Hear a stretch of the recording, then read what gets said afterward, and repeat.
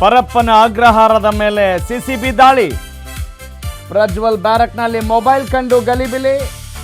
Raid ಕಂಡು ಮಾಜಿ ಎಂಪಿಗೆ ಬಿಟ್ಟೋಯ್ತು ಚಳಿ.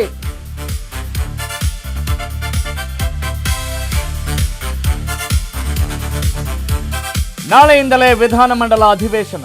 ಹಿಂದೆ ಖಾತೆ ಹಂಚಿಕೆಗೆ ಸಿಎಂ ತೀರ್ಮಾನ. ತಡವಾಗಲು ಹೈಕಮಾಂಡ್ ಮೇಲೆಯೇ ಅನುಮಾನ.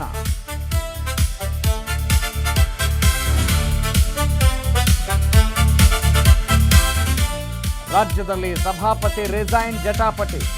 ಬಲವಂತದ ರಾಜೀನಾಮೆಯಿಂದ ಹೊರಟ್ಟಿ ಸಿಎಂ ಡಿಕೆಶಿಗೆ ನೇರ ಚಾಟಿ.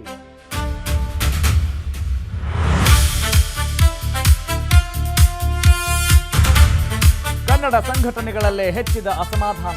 ನಾಳೆ ಬಂದ್ ನಡೆಯೋದೇ ಅನುಮಾನ. ಹಿಂದೆ ಹೊರಬೀಳಲಿದೆ ಅಧಿಕೃತ ತೀರ್ಮಾನ.